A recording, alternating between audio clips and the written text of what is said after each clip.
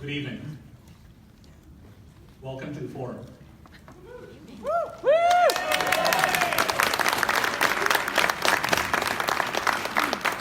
Welcome Frisco people, Denton and Collin County residents. Welcome to the forum hosted by Frisco Democratic Club. It's a fairly young club. We are not even a year old. But there's so much energy, so much enthusiasm. On Facebook, we have almost 500 members.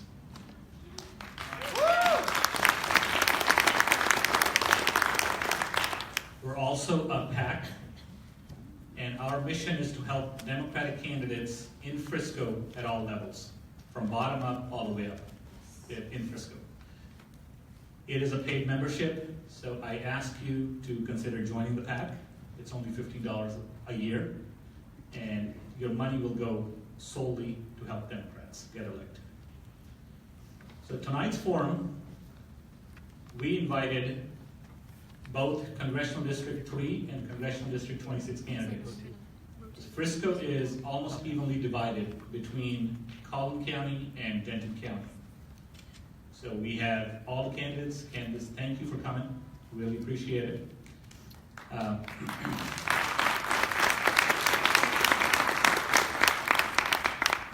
Before I introduce our main candidates, I would like to recognize other candidates who are in the audience and who you got to meet out in the hallway. They've been there for the last hour or so hopefully you got to meet them, ask them questions, and they're going to be representing you. So can I ask for you to stand up, and I'll recognize each and every one of you. Please, all candidates, stand up. Okay, so let's start from here. Okay, so we got Sterling Morris. Sterling is running for Collin County Democratic Party Chair. Okay, we got Sharon Hirsch. She's for House District 66. Ramona Thompson. She's House District 106. Laura Gunn, House District 33. Mr. Brian Sheppy, he is Senate District 8. We got Mike Rollins, he is the incumbent Collin County Democratic Party Chair.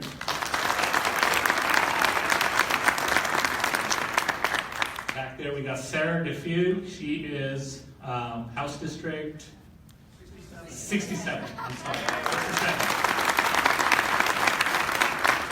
And we have Chris Lopez, he is JP6 in Denton County.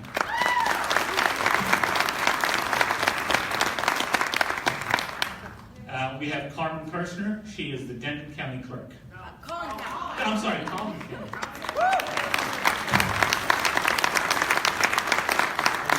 These are our wonderful candidates.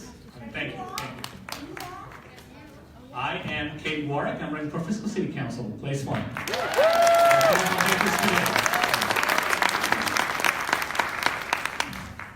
Okay, so like I was telling you, when we founded this club about 8 months ago, I founded it. I'm the founder and former president. I just recently stepped down from my position.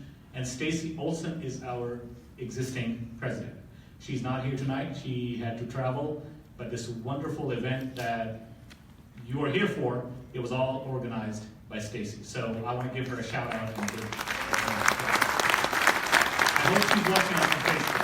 Hi, Stacy. Okay, now it's time for me to introduce our candidates. First, we have Congressional District 26, that's in Denton County. We have 2 candidates. Both wonderful candidates. Some of you probably saw them in debate the other night in Denton. We have Linsey Fagan. And Bill Fisher. Okay, now for our Collin County residents, we will start with Lorie Burch.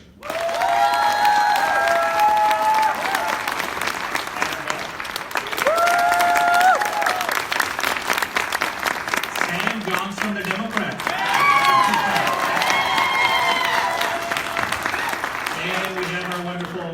Yhap.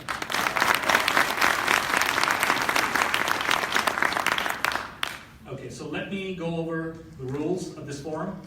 It is a forum, it's not a debate. There were people asking me if it's a debate, it's a forum. It is strictly a forum. We solicited questions in advance.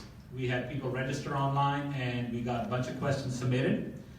My co-moderator here, Sally Story, and Sally and I, we filtered down those questions, so we have a list of questions that came strictly from you.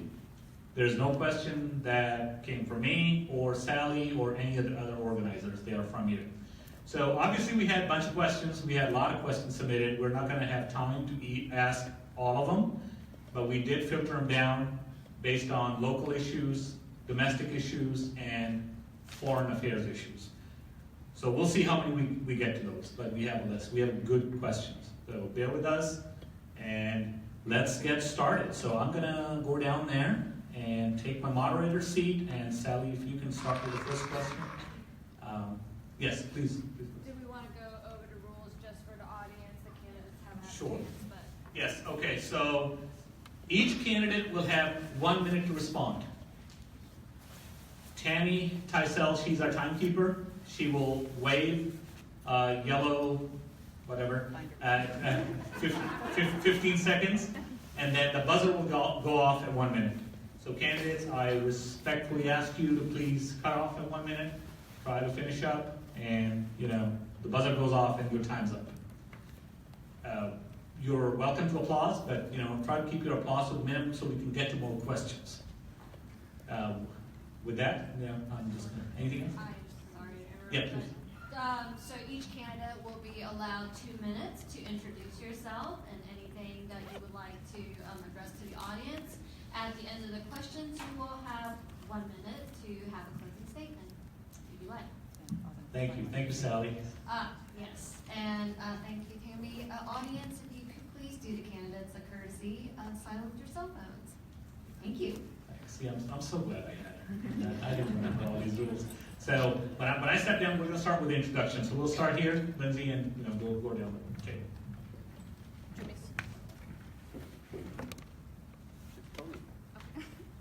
Hi. Turn it Hello. Hello. Hi, I'm Lindsey Fagan. I'm running for U.S. House District 26, which covers all of Denton County and northern Tarrant County and a small sliver of Carrollton's cutout. My big priorities are healthcare, education, and eliminating corruption. And just want to thank you guys so much for having me out. I really appreciate it. I'm so excited to have so many candidates running with me, and then also so many in here on the same ballot as me. So thank you guys so much for having me out.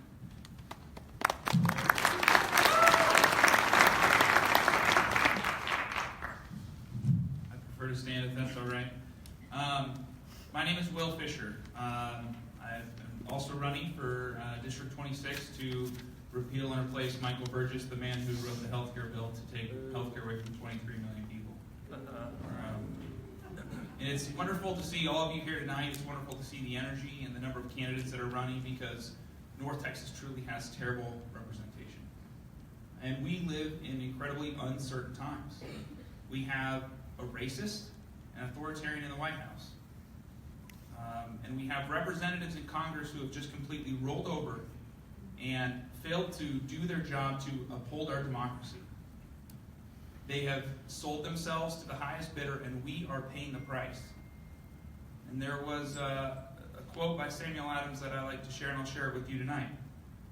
He says, "If ever a time should come when vain and aspiring men shall possess the highest seats in government, our country will stand in need of its experienced patriots to prevent its ruin." And what you're seeing right now is rising up across the country, patriots like yourselves who are willing to get out and do the hard work of democracy, of knocking doors, of making phone calls, donating, and supporting your candidates. I'm a father, a husband, an attorney, and a Democrat who wants to fight for this country. My values are that we need to fight for universal health care. We need to fight to reform our criminal justice system, to repeal the use of private prisons, and to get dark money out of our politics. Thank you so much for your time. I hope we have a good time tonight. My name is Will Fisher. I'm looking forward to your support, your money, and your vote. Thank you.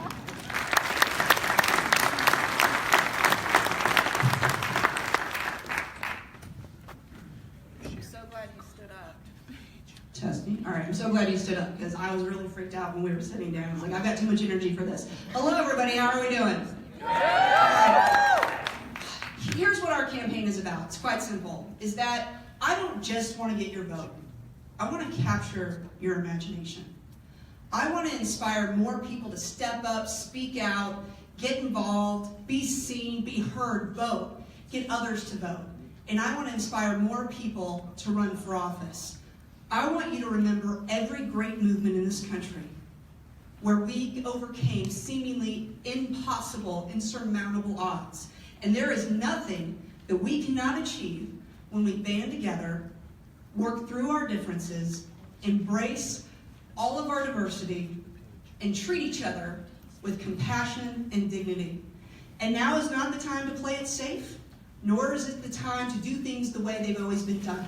Like the generations that came before us, now is the time, is our moment to decide who we are and who we want to be as a country and as a community, and to fight like hell for it. Now,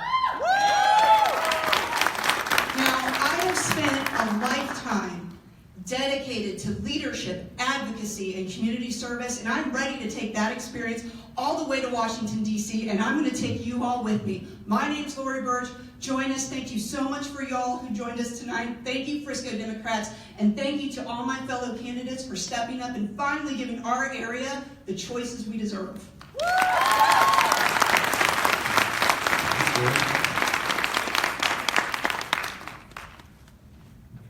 When I ran in 2016, Frisco did not have a unifying voice that was organized to make sure that Frisco and Frisco democratic ideals and values were being perpetuated in this area. So thank you, KD, for organizing Democrats in Frisco. And thank you to all the Frisco Democrats for having us out tonight. I'm really grateful. I'm Adam Bell. I'm with the United States House of Representatives. And this is kind of where we are now. I know that a lot of us, it's hard to have hope. When we have a president that can marginalize his own citizens, a president that can try and silence the free press, a president that has rolled back decades of amazing policy that has moved our country forward in less than a year. A president that has reduced the stature of the United States in the eye of the global community to nothing. Hyperpartisanship, big money, it's rendered our Congress useless. We are saddled with a group of representatives that pretend to have our best interest in mind, but then ignore us and legislate from a pedestal. That's why I got into this race. If a suburban white guy that looks like me does not feel like he can possibly be represented, how could the diverse tapestry of Collin County possibly have a chance? That's why I got in this race. I got in this race to make sure that every one of you, everyone in this district, has a voice. And the bottom line is, it's damn time that a Democrat steps up and takes our rightful seat at the table in Collin County.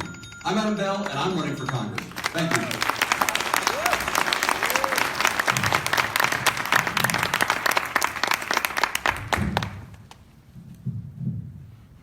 I'll just hold it with the stand. Hi everyone, my name is Sam Johnson. I'm running to represent Texas' 3rd Congressional District in the U.S. House of Representatives. In this campaign, I've been called the Democrat Sam Johnson, I've been called the other Sam Johnson, the new Sam Johnson. My favorite is the better Sam Johnson, but thank you. Most importantly, I'm running to be your Sam Johnson. I'm running to be your representative.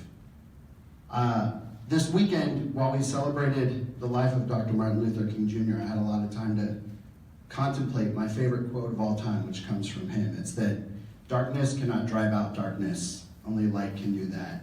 Hate cannot drive out hate. Only love can do that. And I'm running because I love this district. I grew up here. It's been my home for as long as I can remember. It's where I raised my family now, my wife, my 3 sons. Together we make 5 feminists. It's where I have my law practice. It's where I grew up, courting my wife when she was at her father's house in McKinney. My dad lives here in Allen. I have friends and family in Frisco and McKinney. And this is home to me, and I love it. And I love the people here. I love all the diverse people here. I love every culture we have. I love every language we speak. I love every background that there is. I love every socioeconomic status that exists. And I want to help people raise themselves up. I want to make sure our country and our leaders have policies that help our communities succeed and thrive and do better and help each other and work together as a community. And not to do it out of fear, not to do it out of any sort of hate against another group, but to do it out of love for one another. Because that's the strongest force we have. And that's the force I need from you to take with me to Washington. Sam Johnson, thank you.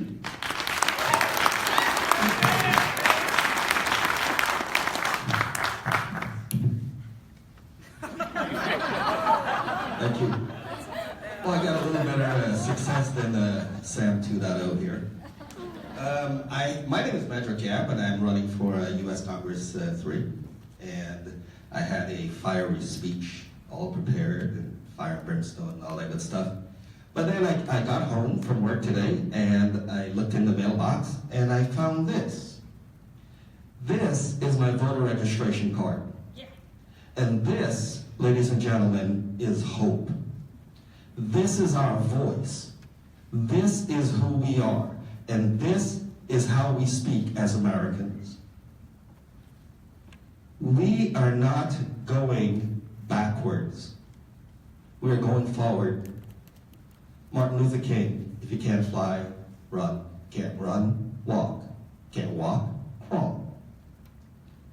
I believe in America. I love this country. I came here to this country as 14 years old. And America has given me everything that I have. It's given me education. It's supported me. It's made me a father and a husband. I did marry an American, sorry. So, where are we going? We know what happened. Where are we going? Where do we go from here? Chaos or community? I believe that we should be uniting America one community at a time. I believe that we are greater and stronger as a united nation. I believe in diversity, don't get me wrong. You cannot tell the kind of diversity that I have within me. So, we're all the same. We're united by a lot of common issues and a lot of common causes. And let's stay united. Democrats, let's show up. 2018 is so critical. It is more critical than the presidential election. Let's take America back. Thank you. Okay. Only there was somebody else recording. Thank you, Yhap. That's our technology guy. Okay, so the first question, we're going to start with CD-26. We'll start with Lindsay, and we'll go down the table. Okay, so the question is, all of you have private sector backgrounds without a history of holding public office. What qualifies you over your primary challenger to hold political office? Well, I was a delegate last year. Woo! Woo! So I was at the convention down in San Antonio. But for me, I think, last year, well, it really was 2016, I was just a mom driving my daughter to school, and I had to explain to her how to hide from a school shooter. And I got to the point where I think, just like a lot of us are now, where we feel like something's got to be done, and somebody's got to represent us better than the representatives we have now. And luckily, a lot of people came to that same conclusion. As much as I don't have experience in politics. I do have experience in compassion, and I think that's what we need in representatives right now. I think, well, I think that's what we need. I think we need people who have big hearts, and I have a servant's heart, and I'm ready to represent the people in this district the best I can.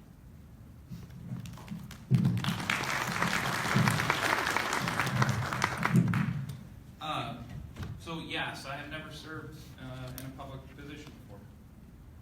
In a lot of ways, that's what we need for this district. We need someone who brings fresh ideas and views, but also the ability to get things done. And as an attorney, I have written law. I've reviewed the law on a daily basis. I interpret the law, I apply the law, and I see a lot of poorly written law. What we need is compassionate people who have the skills and the experience to be excellent advocates for you. And I enjoy being an advocate for the clients that I have represented over my career. I started my career representing nonprofits and helping them form and get 501c3 status. What I want to do is go to Congress and write a universal health care bill for you, for this district, to make sure that everyone in this country has access to health care. Thank you.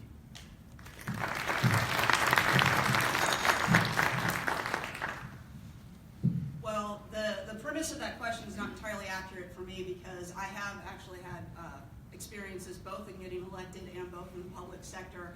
I worked after law school when I lived in D.C. as a contract attorney with the Securities and Exchange Commission, and saw firsthand that the idea that corporations are just going to play nicely if you give them a lot of tax breaks, to see that not actually play out. I also had a lot of experiences in law school when I got to work with a coalition of civil rights organizations, when I worked for People for the American Way and the Human Rights Campaign, and actually worked on coalitions for judicial nominations and election protection, and was on the Hill with Patrick Leahy and in those sessions. In addition to that, I have run for office before, maybe not in a public setting, but for in an organizational standpoint. I was elected, ran for, raised money, and got elected as the national president of the American Business Women's Association. I was also the former national vice president, the District 2 vice president. And I also have a resume of experience that will speak for itself, that a minute, 2 minutes, 5 minutes is not enough. But check it out, talk to me. I've got a lot of experience in advocacy and leadership. I'm ready to take that work for you.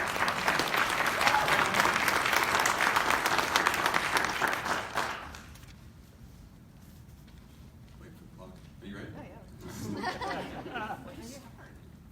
Before they started. So, I come from a small business background. I started my own company in 2003 out of a spare bedroom in my house, and I grew that to 7 or 8 offices across the Metroplex. I've managed large teams and made decisions that affect giant sums of money. I'm on a board. I was elected to a board that requires me to make decisions for a large group of people. But above all that, I've run for this office before. I've been in the trenches for the last 3 years, understanding what it takes to be your representative. Being in the field, talking to members of the community, to understand where your pain points are and understand what you need, and developing policy to make sure that when I'm elected, day one, you will have results.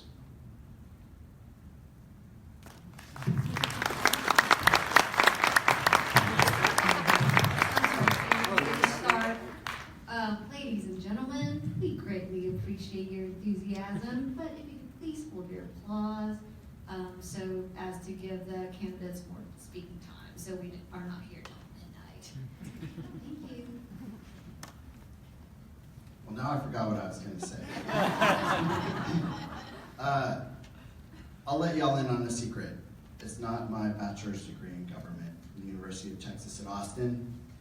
It's not my law degree. It's not my law practice, which I do spend reading also and interpreting and analyzing and sometimes fighting federal law and state law. It's that I spend my days and my nights as an advocate for others. I spend my days advocating for my clients, and my nights too sometimes. And I spend my evenings and my weekends advocating for every group under the sun that's had to face bias against it or bigotry against it. I'm on the board of the Anti-Defamation League. They get money and time. And I've lobbied my legislators in Austin and in Washington to fight for groups that I don't belong to fight for the African American community, the LGBT community, the Latino community, communities that are not as safe as people that look like me walking around. That's what qualifies me. I think a lot of times we talk about qualifications or experience. You know, we're not born with it. I think that the two main things that we need as a leader, or from our leaders today, are empathy and compassion. Now, I didn't write laws, but I enforced it. I enforced it in the beginning of my career as a police officer with the city of Dallas. I do understand and know the pain points that we all suffer, and bringing that forward to legislating law is not that different. Yes, we all have a learning curve, but we all do. And once you have that compassion and you have that empathy, then that makes for a great leader, right? In the city of Dallas, good moral character counts. Thank you. Our second question, we'll start with Will. After meeting the constituents of your district, what is their number one priority and how does it align with your number one legislative priority? So, being in a primary right now, I'm spending a lot of my time talking to Democratic voters. And I think we all saw people rise up when the healthcare bill was authored, by Michael Burgess. And we saw people engage at a stronger level with their representatives than I think we've ever seen over that healthcare bill. And I entered this race knowing that healthcare was important in people's lives, but that's just been confirmed over and over and over again as people come to me and tell me their stories of how if their child loses access to insulin, they will die. How they cannot live without Medicaid. How their child who has disabilities, if they don't have access to their Medicaid, they will be in an institution and be 3 hours away from their family. Healthcare impacts every single one of us. Every single one of us in this country. And that to me is the number one issue that voters are caring about right now, and it's what I'm running on. Because it impacts me, my wife, my children, and our family. Thank you. We're just going to go down again. Back up. Same question. Back around. All right. Excellent. That is one of my favorite questions because it has been so invigorating being able to speak with people in our area. And the number one thing that I hear consistently is the very reason I decided to run. They are sick and tired of having out-of-touch leaders that are more accountable to their donors than they are to the actual people that they represent. And as a result, it leads to this divisiveness and this extreme partisan politics that get played out rather than trying to listen to all people in the community. And that's something that I have a lot of experience with, is bringing together people from different ideologies, different viewpoints, and it's not enough. This is a country that doesn't belong to based on one race or one religion or to Republicans or Democrats. It belongs to all of us, and it's one reason why I refuse to accept special interests and super PAC money and anything there, because we've got to have integrity back in our election system and have real representatives that will listen to the people and get out there and talk to them. And that is the number one thing we hear consistently, and it's why I'm running as well.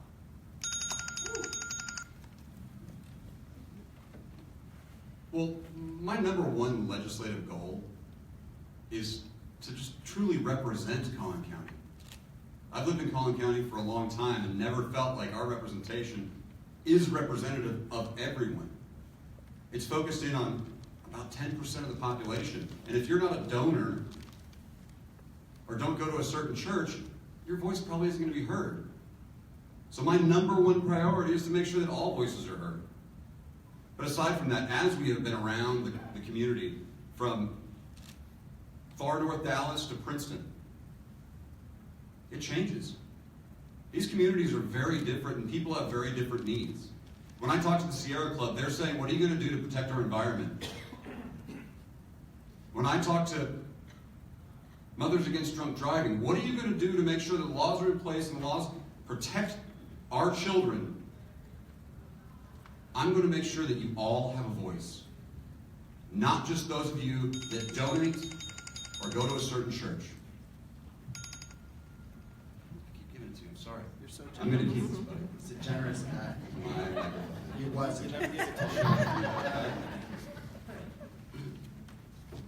Being out talking with voters is my favorite part of this job. It's amazing, and most importantly, it's energizing and informative. So I'm going to split this up a little bit because there's two different things, right? The number one issue that I hear about from voters is healthcare, and I agree with them on that, and it's pretty universal. Even when I'm talking to people outside the district, even when I'm talking to my family that's outside of Texas. But their biggest concern is that there's no balance, that there's no voice, and especially in our district, in the 3rd Congressional District, that they don't feel like they're represented. And for me, that lines up perfectly with one of my number one legislative priorities, which is voting rights. And that's because y'all are probably as sick of hearing it as I am of saying it. This is not a red state or district. This is a non-voting state and a non-voting district. And we need to get an improved Voting Rights Act that makes sure people have true access to the ballot box, that it's easy for them to register, it's easy for them to get out and cast their vote and make their voice heard. And that's what I'm going to do. You know, one of the things that's sitting in the end is that everyone answers a question, right? And I have nothing else to say about it. But the number one issue is representation, and that comes from what I keep hearing is insecurity, which is a nice way of saying fear. And that comes because many of us in the communities feel that our voices are not being heard. And it goes back to representation.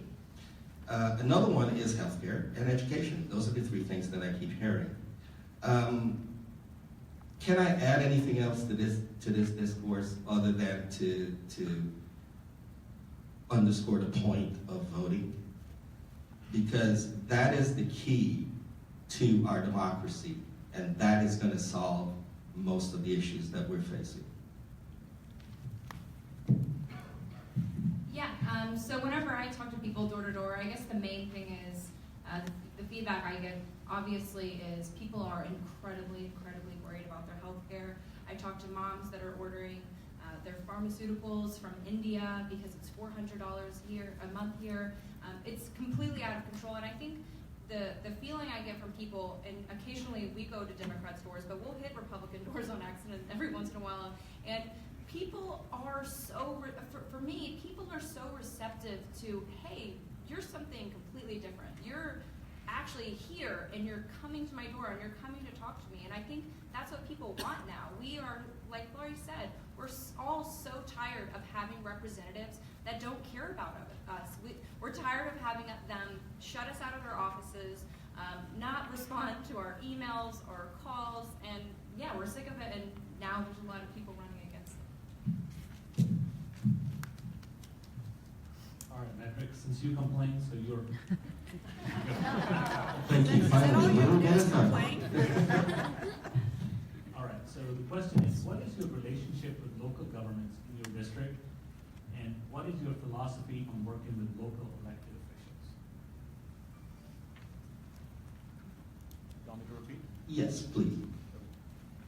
What is your relationship with local governments in your district? And what is your philosophy on working with local elected officials? I think that when we look at things as a team, we come up with different types of ideas in order to solve the same problem. And when we look at that from that perspective, I will be working very closely with the local officials in order to gauge, because they're going to be closest to the constituents than I would be within the federal level. So therefore, I'm going to be looking at you guys to say, hey, point me in that direction. This is what I'm hearing. Confirm that for me. Or you could tell me this is what we're hearing, confirm it for you, and then together we'll solve those issues.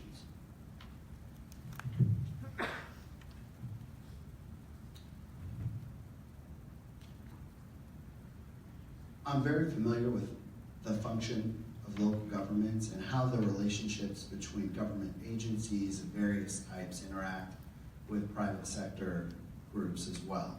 Again, that group I'm involved with, Anti-Defamation League, is actually the largest non-governmental trainer of law enforcement in the country. So through my involvement with that organization, I've gotten to know a lot of police chiefs in the area, and that's really all over the Metroplex, not just in our district. But I also want to talk about the philosophy of working with local elected officials. And I've talked about this out with people. I've talked about it knocking on doors. I've talked about it at events that my campaign has had. Because we get asked a lot about issues that are local issues and not federal issues, and I'm running for federal office. But what I tell people is, my job as your elected representative in Congress will not only be to do my job in Congress, but to come back and be a voice for you here at home. To be another elected official that's got your back on that issue, on getting transportation, on getting public transportation more available to everybody in similar issues.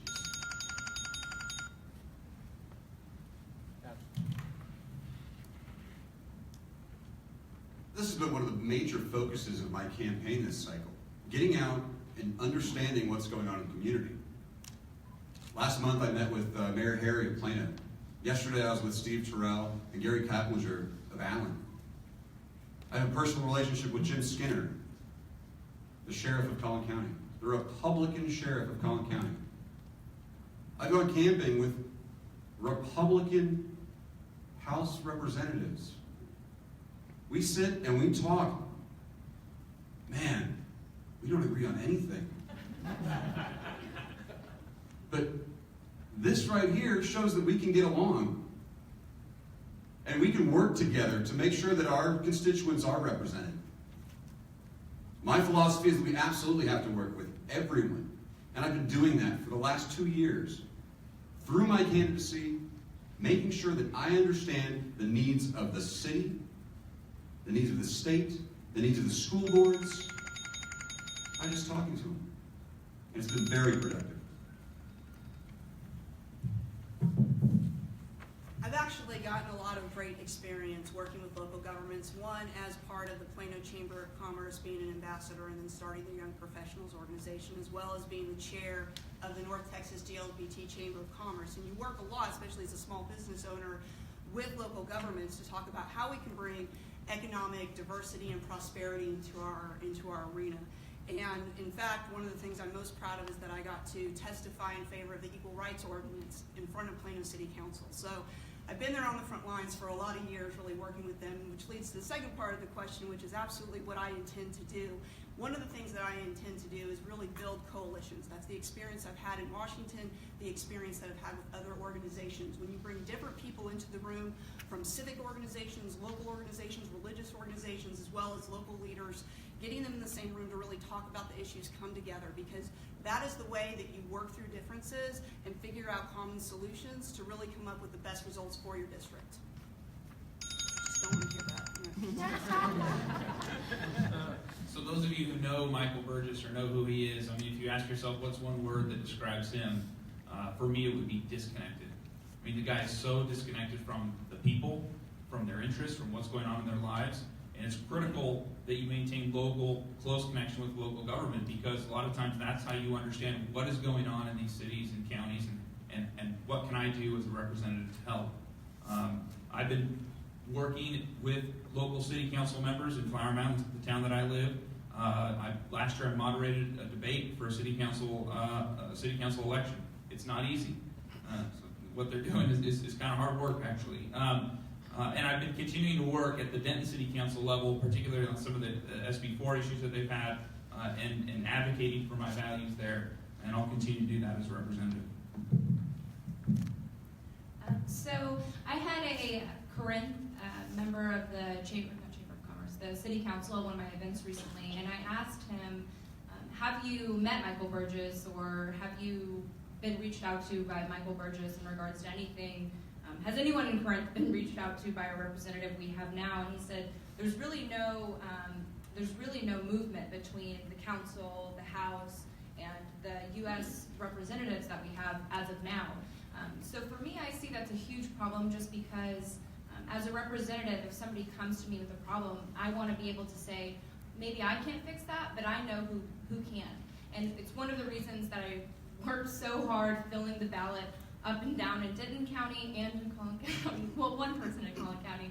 And I really am passionate about making sure that my people have good representation in me, and then also all up and down the ballot as well. All right, on the next question. Oh. Next question, We'll start with Lorie. Many Americans feel that their votes don't count unless they are a major donor to the candidates. Do you have an issue with the current campaign financing laws? And what, if anything, would you do to change the current laws? Gosh, this Can we get 4 minutes each? Yeah, you're catching me off guard because I just never bring this up. But yes, to me, that is the core of what is really at the heart of what is broken about our democracy is one, the disengagement. So it's a self-fulfilling prophecy where we have people who are disengaged, so they're not voting, so the only people who get elected are subject to big donors and special interests, so then people don't feel like they're represented, so they don't show up, and it's got to break. The tide's got to turn. So we're talking a lot about voting rights, but specifically with campaign finance reform, first and foremost, we need to hold our candidates accountable to not taking the money.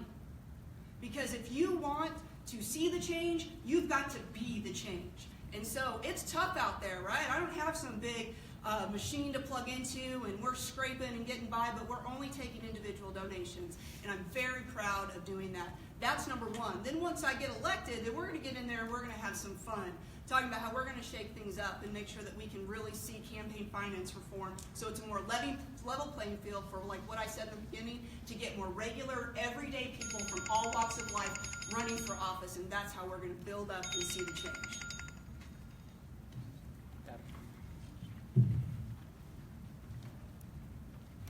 The bottom line is, you gotta have money to run. We live in a world where it's impossible for a highly intelligent individual to step up and run for office unless they've got a little bit in the bank.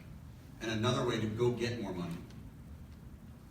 We've got to find a way to make sure that campaigns can be funded equally so that a very intelligent person doesn't get campaigned out of running because some Republican's got a $2 million war chest that he can just throw anything at them. But to tell you that people, or to hear that people think that their vote doesn't matter. I was in Princeton this weekend at a town hall. This year, Princeton City Council was a tie. One vote. One person sitting home saying, it doesn't matter if I vote, could have broken that tie, prevented a runoff, and saved the city $17,000 in a runoff election. Your vote matters. It also happened in Irving. City council race won by one vote. Your vote matters. Oh, I'm sorry. Just use this time. We just all use the same microphone. It's okay. That's okay. Just go ahead and isolate me on this side. That's fine. Okay. Yes, this is something that really bugs me because I spend a lot of my time fundraising because similarly, I'm not taking super PAC money. I don't have any extremely wealthy people that are donating to my campaign, but we need to be able to get people out to vote, not just for me, but just get them to the ballot box in general. That's healthy for our district, it's healthy for democracy. As far as some of my ideas, I think one of the first steps is to pass legislation that imposes term limits on legislators. I'm a big supporter of this idea. I've yet to talk to a voter that doesn't like the idea. It's one way we keep loyalty to the voters, it's a way we keep legislators in touch with their voters, and it's a way that we make sure that people are focusing on issues, focusing on helping constituents, instead of helping their donors. I think we need to do away with super PACs and come up with a public option of sorts to help make sure that every campaign has equal access to resources so that you don't get outspent, but still have a fair chance and give voters a fair option. Right, so we need to get money out of out of politics. How are we going to do that? Super PACs will somehow eventually need to go, right? So that's one of the big things when you have billions of dollars being poured into campaigns from questionable sources. That's not good for any democracy. It's not good for anybody or anything, right? We lose in the end. So those things have to be legislated. On the other hand, like Adam said, we do need money in order to run a campaign. And I'm sure that we would love to pay for the campaign finances out of our pockets, but we still dependent on you. And that's what the founding fathers wanted basically is for us to be an interaction, not just a one-way street. So I've just become a politician because I can't get my thoughts out in 1 minute. Yeah, I agree with Lorie where we need to hold our representatives accountable, and for anybody that wants to look at where the representatives are getting their money, you can go to opensecrets.org. It's one of my favorite websites. Well, it's maddening, but it's good if you want to find out where your representatives are getting their money from. If I was in Congress, I would really, really push hard for getting a constitutional amendment that would allow states to regulate the money coming in and out. If we could regulate things on a state level, we could clean things up. I am incredibly, incredibly passionate about campaign finance reform. I was endorsed by Justice Democrats in brand new Congress, two groups that are, I would say our number one thing is getting dark money out of politics. Nothing will get fixed until we get the money out. It's what's causing all of our issues right now. Thank you. So this is a big problem. I mean, you've heard it from every single one of these candidates.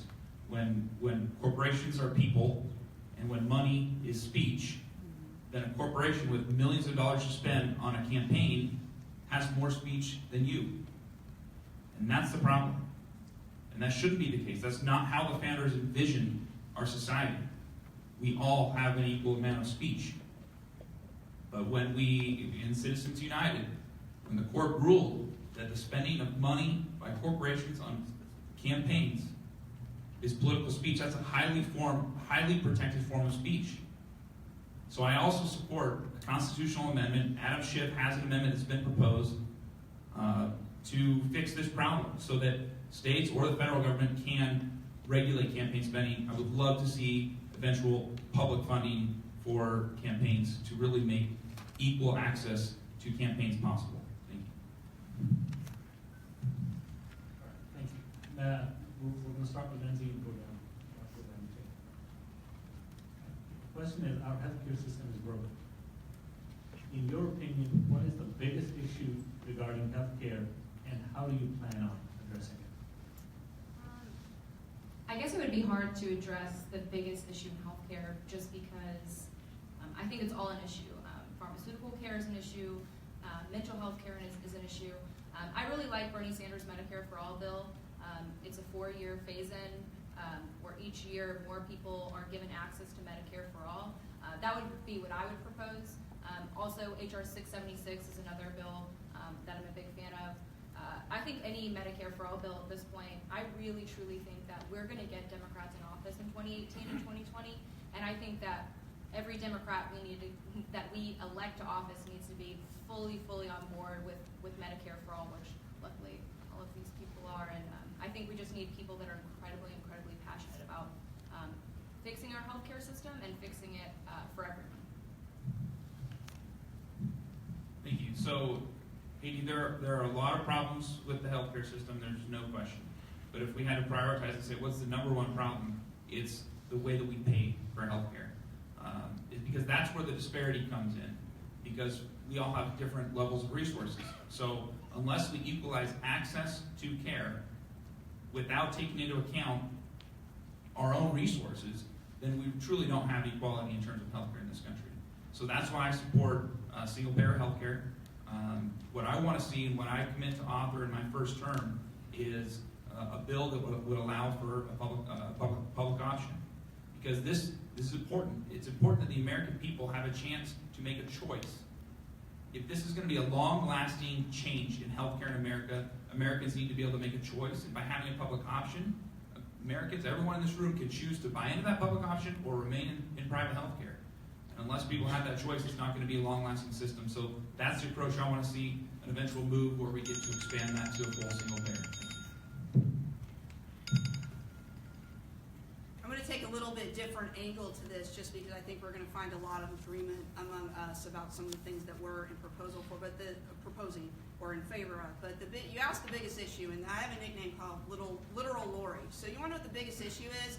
It's the damn big money that's in politics, so that's who's actually influencing our legislatures rather than really seeing what's going on with the people.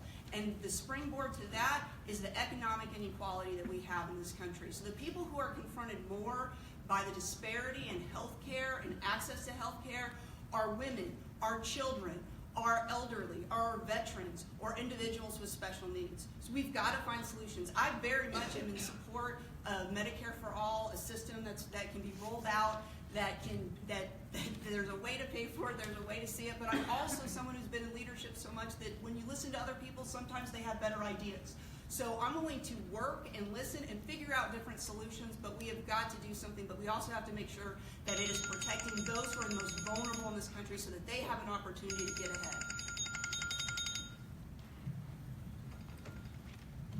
The biggest problem in our healthcare system is health insurance. If you don't have health insurance, you can't afford to go to the doctor. The Affordable Care Act and any of the debate that's been going on in Congress is all surrounding health insurance. I would challenge everyone in this room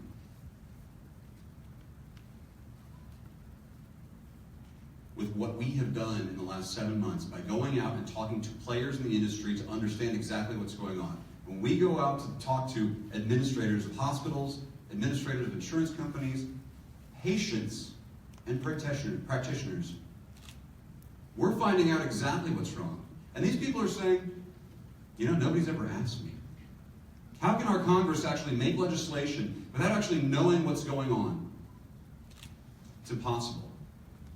My campaign, my healthcare team, we have asked the questions. And I hope everyone comes out on February 3rd to hear the answers. We're holding a healthcare roundtable at UTD, and we'll have professionals, physicians, clinicians, and patients explaining what's wrong and finding solutions. I'll take this one this time. Good. I agree with Lorie and Adam. The biggest issues with healthcare are money in politics and the influence that gives health insurance companies. And for me, this is not a question simply of dollars, though. This is a question of dignity. This is a question of how are we as a country going to decide that people's humanity and dignity is worth more than the stock value of Aetna or Blue Cross. The problem is we're not treating patients like consumers. We're not giving them any protection. So I have more protection when I go to buy a car than I do when I need health care, even if it's to save my life. And what we need are politicians and policies that are going to make sure that health insurance companies are paying the claims that their insureds need. That you're not having to go get a surgery still wondering if you're going to be able to afford it or if your insurance company is even going to cover it for you. We need pharmaceutical companies to bring their prices down so Americans are getting just as good a price as other people in the world. And until we have a Congress that's willing to get the insurance company and the pharmaceutical companies to do that, we're not going to restore dignity in healthcare to Americans. And that's what we need to do. Well, I got a raise this year. It's been a while since I got a raise. And as you might imagine, I was very happy, right? And then I got the raise from the insurance company. And I now make $10 less than what I did the month before. So the biggest issue is of course insurance. The second biggest issue is access, right? So what's the point in having this amazing healthcare system when no one has access to it, right? It doesn't make any sense. So when we look at when we look at the laws and we look at all of the things that we need to do, we have to make it affordable. We have to make sure that everyone has equal access to it. And if we have to take, as Lorie says, Adam says, Sam says, take the money out and do all the other stuff, then that's what we're going to do, right? Medicare for All is fantastic. Public option is also fantastic too, but we are going to get a universal healthcare system after 2018. Thank you. Next question will start with Adam. So, what do you see as the biggest issue in our current criminal justice system? And as a congressperson, how do you address said issue? Our criminal justice system is just downright racist. We target people that can't get out of a situation they're in. If you look at who's in prison right now, there are people that never have an opportunity to find excellent counsel to defend them. You don't see people like us suffering in prison. Right now, we have to make sure that justice is equitable. That every single person, if they stumble or fall and commit a crime, have the same chances that their white counterparts have.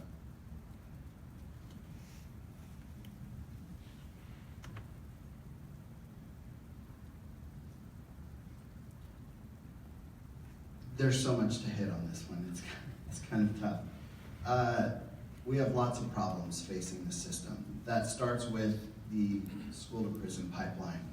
There are too many children at risk without access to resources, access to help, access to guidance, access to role models to help them take a successful path through school and out of school and make choices that aren't going to land them in prison.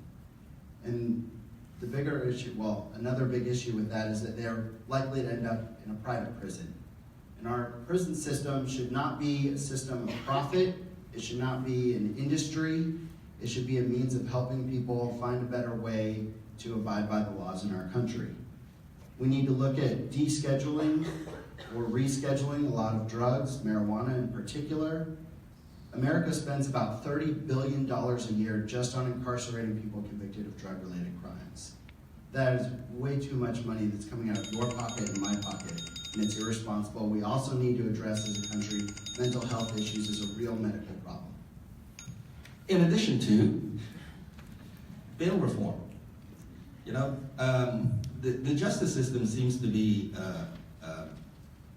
geared towards poor people, people of color, and are we all criminals? No, but it seems to have evolved into that area. Another big thing that we need to reform too is the death penalty. I mean, does it deter crime? Does any of these things deter crime? You know, the school to prison pipeline. Why? Private prisons never worked in the history. For as long as the British system, and we patterned after the British system, it doesn't work. It didn't work then. It's not going to work now. And we need full 100% comprehensive reform for the justice system. And I know I used to work for it. Yeah, so I think we need a move to community policing, and then also the police force to be trained in de-escalation. I think those are the big two with as far as policing. All my uncles are NYPD, so I have nothing but love for police officers, but I think that there are things that are happening, and I think they need to be trained in de-escalation first, and then to move to incarceration. We are incarcerating so many people, and we have the GEO Group and CCA, they're funding our politicians. They gave Trump $500,000.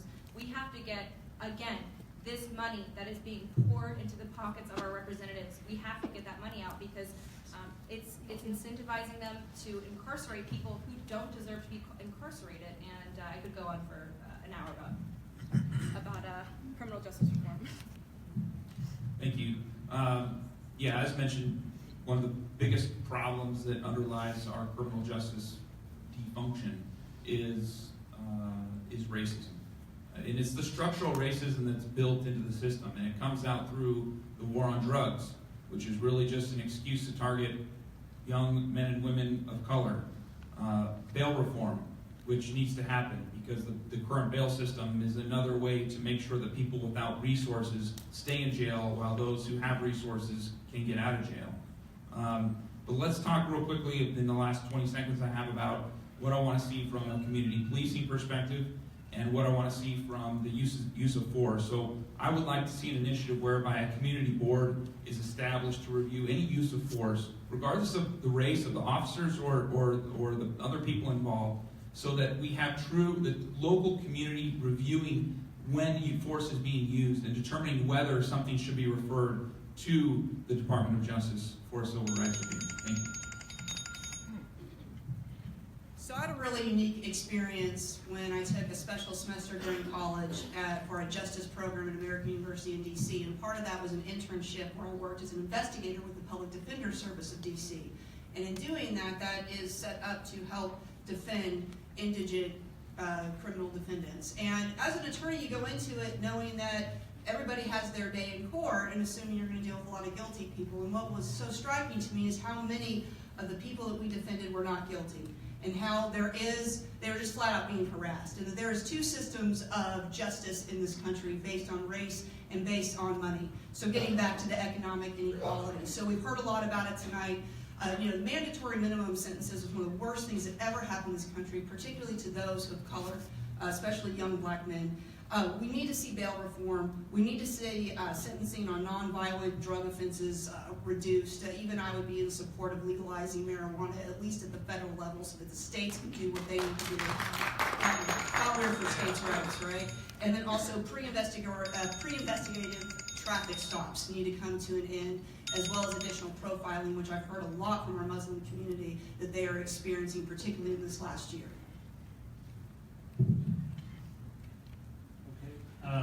Now we're going to start.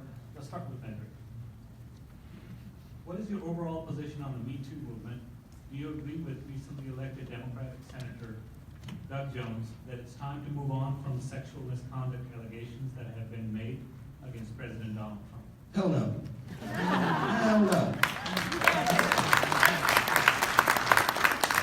I think that we're talking about economic inequality, right? So women make less than men, number one. Women basically harassed at work, number two.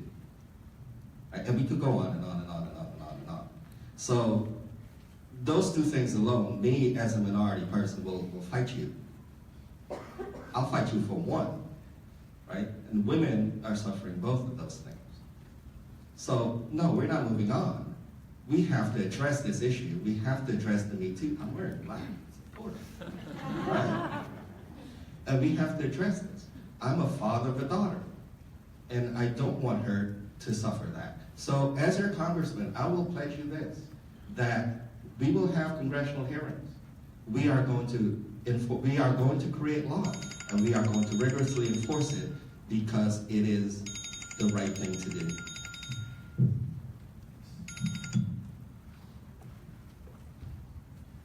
I'm grateful for the Me Too movement. I'm glad to see that it's taken on. I'm glad that women are claiming that voice that never should have been taken from them in the first place. It's been challenging somewhat as a male candidate to stay quiet when I'm so supportive of it, but it's not my moment. It's the moment for every woman in America to claim that. And I'm proud to just be around while it's happening. I'm supportive of it. My wife and I have talked about it. She doesn't have a moment like that, thank goodness, that she can think of. But there's too many people who do, and I think every man and woman in this room need to be supportive of every family member, every friend, every acquaintance they have who has had one of those experiences. As far as whether or not we should move on from these allegations against the president, no, we should be focusing on them. This is not just someone who signs executive orders and shows them around. They're also supposed to be the moral leader of our country. So we have a responsibility as Americans to carry on that conversation.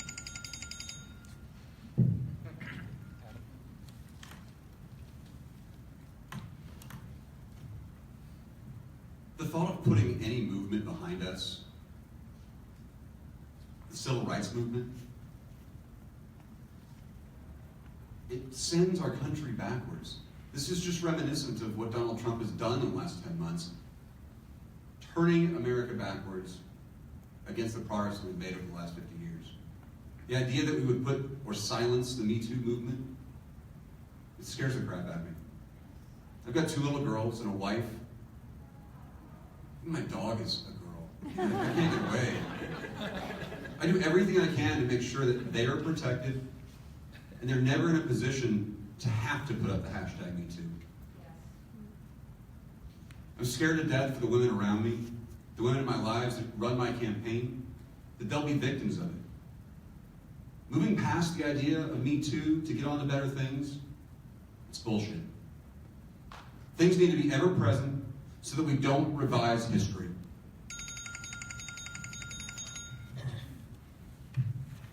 This is nothing new. I actually got to attend a presentation by the former chief of police of Los Angeles this past Monday with the American Businesswomen's Association, and the topic was on this, on sexual harassment.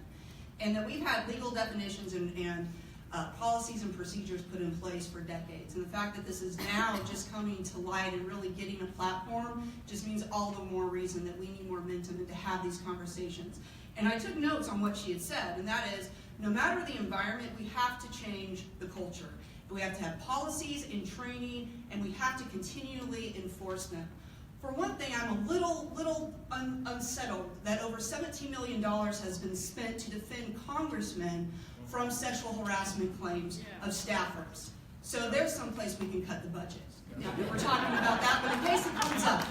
The other thing is that we need a lot more representation of women in our elected leadership. And I'm not saying that because I'm running for office. I'm running for office because I know that and I believe that, and that's one of the things we need to see to shift the culture and to get this conversation going. You know, we don't need to move away from the Me Too movement. We need to live in the Me Too movement, and that needs to be our life. Because we need to live there until no woman feels like she can't come out and say, this happened to me. But then the question is, as a culture, what are we doing so that women feel comfortable to do that? And we need changes at all levels. And at the federal level, I want to see further increased protections in the workplace so that women feel that they can make these claims, that it will be investigated, but primarily that they will be cared for. And when we talk about Title IX, and we often get stuck into this conversation about, well, are we going to investigate it, and who's going to investigate it, and does he get kicked out of school if he's found guilty, or does he get kicked out of school either way? We're missing the main point. The main point is, are we caring for the victim, the alleged victim, we'll say? Are we caring for her? Are we making sure that she can finish school? Or if she's in the workplace, that she can stay employed and not feel threatened, not feel like she has to lose her job or leave the workplace? We need to be caring for the women first and foremost, and making sure that they're protected in the workplace and in school. Thank you. Yeah, no to dropping any allegations. And to piggyback on Will, I think we as women, I think what a lot of people don't understand, as a victim of violent assault myself, as women, it's not just when when we have experiences like that, and the people in the Me Too movement. On top of that, I could probably have an easier time counting the number of jobs that I haven't been sexually harassed at. I could probably easier count the jobs, have an easier time counting the jobs that I haven't been had experienced some kind of misogyny or mansplaining. And I think for women, all of us are at a point where we want people to listen to us. And now we're all running for office, and we're all mad as hell. I'm mad as hell. I'm tired of explaining to my little girl how to hide from school shooters, all of these things that are horrible, horrible things to explain. And moms are mad, women are mad, and it's our time to make our voices heard. And I'm ready to do that. I think that there's a lot of us. All right, Sam, I don't think you've had a first response yet, so...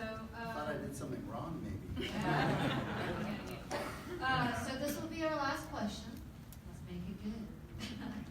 Okay, We have not had a substantive debate about the authorization for use of force since 2001, but it has been used to enter into armed conflicts in multiple countries. What would you do to encourage debate, and what do you think America's place in the world should be in regards to military action? It's a great question. It's a moral question. It's a policy question. I took a class in law school called Law of Armed Conflict, which was taught by one of my favorite professors. He was an Army JAG officer for his whole career. And we spent a lot of time talking about the morality of when you have to make that choice to attack and what the consequences are, but what's the other fallout? What are you sacrificing as a country, and what do you stand to gain when you have to take action? So for me, I do think that should be a debate. I think it needs to be a national debate about under what circumstances and for what benefits and at what cost we're willing to put American soldiers at risk. And at what risk globally are we willing, at what point are we willing to take that risk on a global level that we could end up actually sacrificing our own security as Americans due to the fallout from such a decision. And that's something we need to be discussing at all levels of government and with all different sorts of civic groups and citizens. I think that any kind of conflict should be the last resort. I think that we need to have a national debate on the use of force. And it's not just the national debate, right? So the United Nations also should be included in the international community. I think that the use of force should not be without question if there's some sort of genocidal event occurring around the world, that we should be able to participate in that. Not participate, but in order to defend the citizens there. Absolutely last resort, we have an amazing group of diplomats that can go in and pretty much resolve peacefully, I would say, most issues. And we should use them first as the front lines, and last resort, use of force. Yeah, absolute last resort. I think right now we don't have that many members of Congress who have children in the military. We don't have members of Congress sending their children into war. And I think that what we need to ask ourselves before we go into any war is, would I send my kids there? And the answer for me is no, I wouldn't. And I think that's what we have, everything that we're doing right now. Dorothy Gasquet, who's one of my fellow candidates and brand new Congress, she fought in the war in Afghanistan, and she had a baby while she was in Iraq.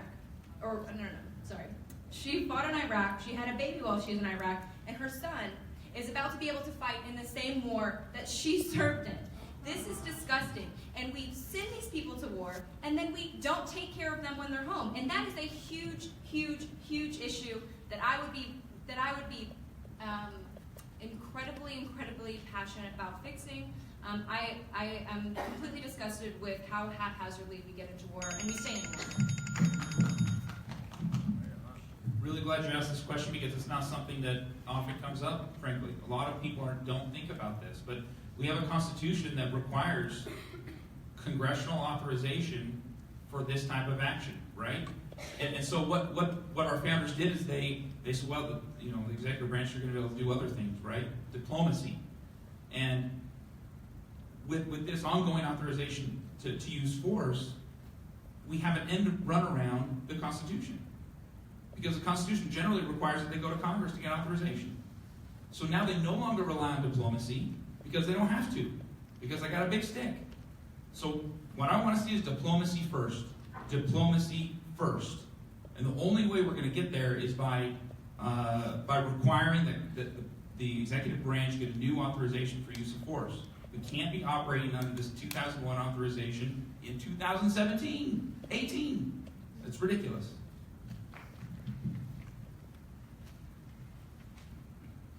When we have a chief executive who is comparing via tweets the size of buttons, we have a problem where we do not need to allow and continue to allow something that's been going on for quite a long time in this country, where the president is acting unilaterally. As we've heard, there is a balance of power. Congress needs to be involved, and it's been said repeatedly, diplomacy first. And what that really means is getting people to the table to talk about the different issues that, and not to get involved in things. We're not here to police the world, and we're not here to act unilaterally. And first and foremost, I think one of the biggest risks we have right now with our foreign policy is not respecting our allies and realizes that we're just isolated over here. We have to think globally on a lot of different levels, but specifically when it comes to foreign entanglement and war and putting our sons, daughters, mothers, fathers at risk, putting their lives on the line.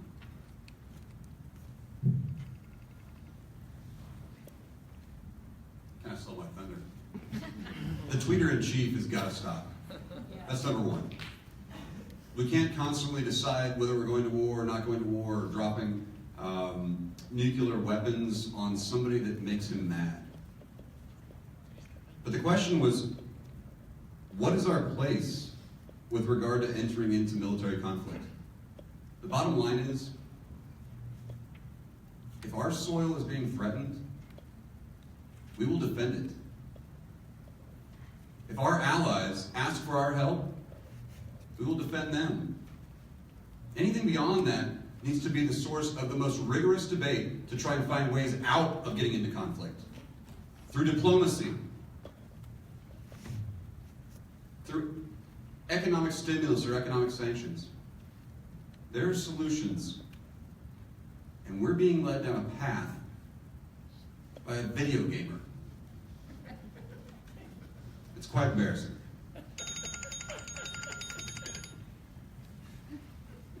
All right, thank you, candidates, and that is the end of our question and answer session. Now we'll give you 1 minute of closing statement, and since CD-26 started it, we'll start with CD-3. Lorie, please go ahead. All right.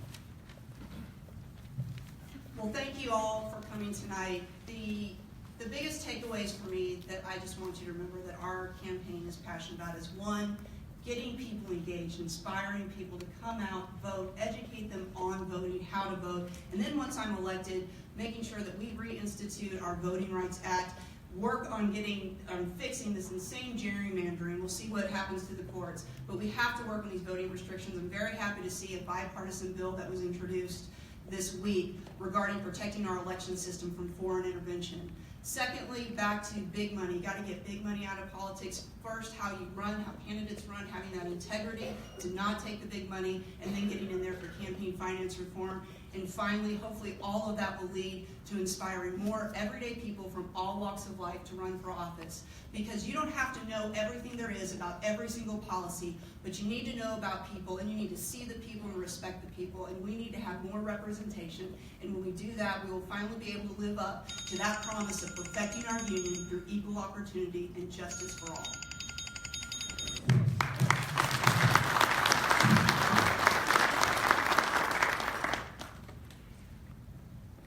Everyone on this stage cares about health care, cares about protecting our environment, and wants to make sure that our children have the opportunity to have a great education. I'm confident that any one of these guys will properly represent our shared democratic values. But having run in 2016, I've been able to put the business of learning how to be a candidate behind me. I've run in a general, I've run in a primary. I ran in a general election where I earned 40,000 more votes than any Democrat before me.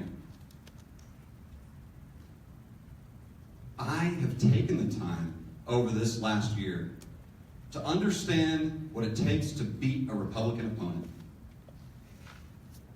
I was part of a group that ran last cycle, a group of trailblazers that ran, a group that paved the way to prove that Democrats do exist in this county and that we do have a voice. I'm very proud to say that my team, my statisticians, my data analysts have developed a strategy that shows that we have a clear path to victory. We've put the work in. We know how to win. My team and I know how to beat Van Taylor. And I'm here to make damn sure that a Democrat has a voice in this county, and all of you have representation.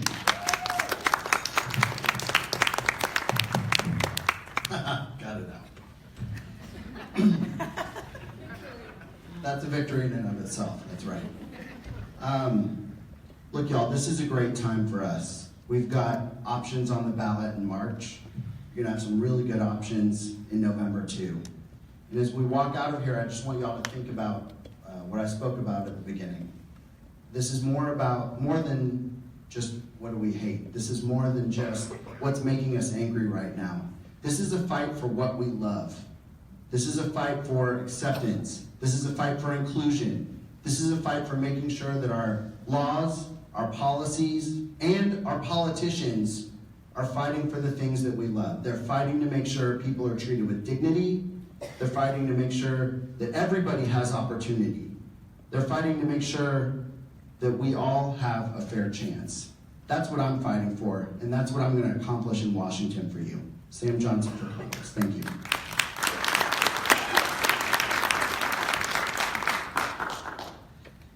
Don't let America down. That is something that someone told me or said a few days ago. Don't let America down.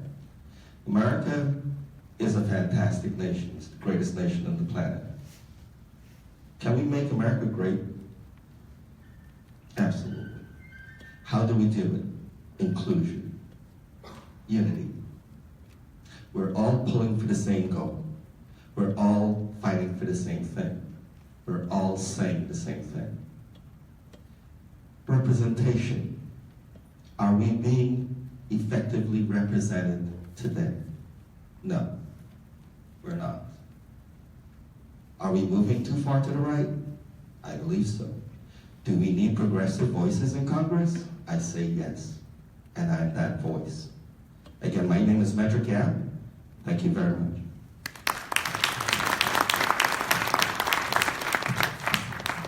I'm linsey Fagan. Again, I'm running for U.S. House District 26. I started my campaign probably around about a year ago. And whenever I got in the race, I was just a single mom trying to provide my daughter with a better country than she had on election day, and I think she had on the inauguration day. And I think for me, I was a normal girl running and kind of waited to see, am I going to get a good response? I don't know. Maybe I will, maybe I won't. I was terrified of a lot of the different pieces of running for office, and I ran, and a lot of people supported me all at once, and we had people showing up, and we had volunteers signing up, and we had people donate to us in a way that I could have never imagined in my wildest dreams. And I think what it comes down to is American people, regular American people, are looking for regular American people to represent them. And I'm a mom, I'm a single mom, I was a teen mom, and I have a heart of gold, and I think that's what people are looking for, and I'm here to do the best I can.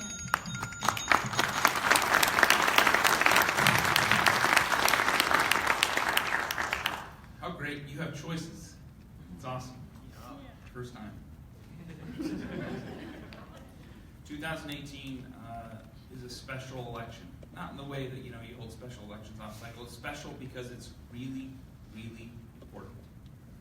It's Trump's first midterm election. The point at which a president is at his weakest. The point at which his party, although in power, is rotten from the inside. And it matters. It matters because Trump and people like Michael Burgess are destroying lives right now as we speak. And frankly, I'm mad. I'm mad. I wake up mad. It drives me all day. I go to bed mad. I'm running because I'm mad. I'm mad for you. I'm mad for us. I'm mad for our families, our communities, and our neighbors, and the fact that they are dragging our country through the mud. And I will not stop until we flip the House. Because by taking back control of the House, we take back control of this country and its reputation. 2018 is important. You get a choice. Choose the person who has the best chance to unseat Michael Burgess. My name is Will Fisher. I'm running to unseat Michael Burgess and ask for your support. Thank you.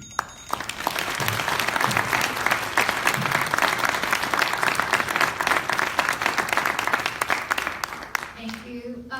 Everyone, can you just please have another round of applause for our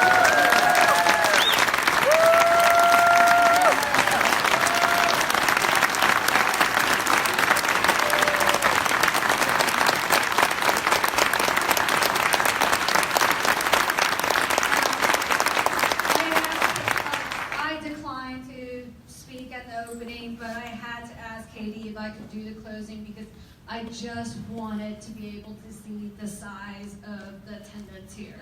Because honestly, never in my wildest dream, I've lived in Collin County, Denton County now, since I was 13 years old. And I could have sworn I was the only Democrat around here. So give yourselves a round of applause. Yeah.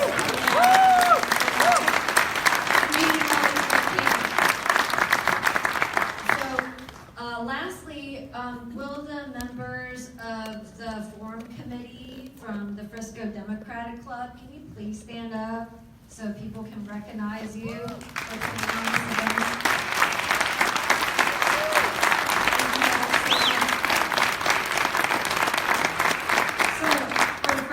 In my life, we have managed to conclude something on time. So after this, we have another 30 minutes of meet and greet. So if the candidates up here did not fully answer your questions, please feel free to pester them. They would love to talk to you after this. If you have questions that you submitted to the forum that was not covered by us because I'm a snob, please ask them, as they're very happy to answer any and all questions that you submitted. So thank you all so much again for coming out tonight, and remember to vote.